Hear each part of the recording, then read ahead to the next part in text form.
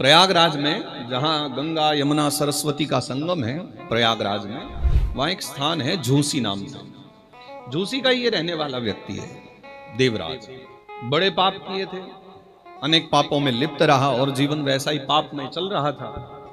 और तब चर्चा है कि एक दिन वो बीमार पड़ा, कोई पूछने वाला भी न था, भटकते भटकते चले जा रहा था, शिवालय दिखाई पड़ा।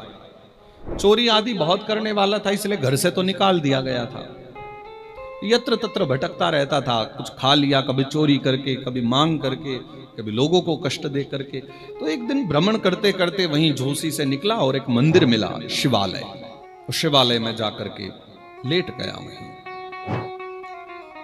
ज्वर आ गया, बुखार चढ़ा बहुत जोरों से, ताप इतना तेज था कि हिलने की भी सामर्थ्य न रही।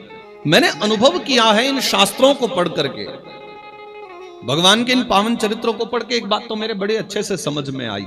व्यक्ति चाहे कितना भी पापी क्यों ना हो, उसने अपराध जीवन में कितने भी क्यों ना किया हो, पर उसके जीवन में भी एक अवसर जरूर ऐसा आता है जब परमात्मा उसको सुधरने का अवसर देते हैं। और आप विचार करो कि ये तो अवसर ही क्या होगा कि मृत्यु की घड़ी आ गई है, मरने का समय आ गया, प्राण निकलने को उद्यत हो रहे हैं, ज्वर इतना तेज है, ताप इतना आया कि शरीर भबक रहा है गर्मी में, कभी भी प्राण जा सकते हैं।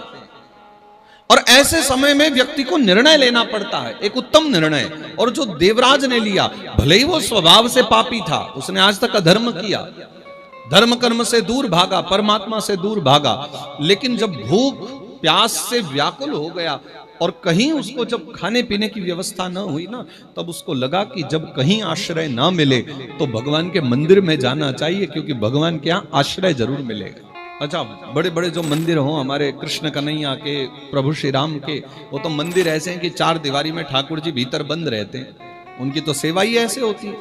सायंकाल होते ही, शाम को ही, रात्रि होते ही पंडित जी ताला मार करके चाबी घर ले जाते हैं, ठाकुर जी को शयन करा के।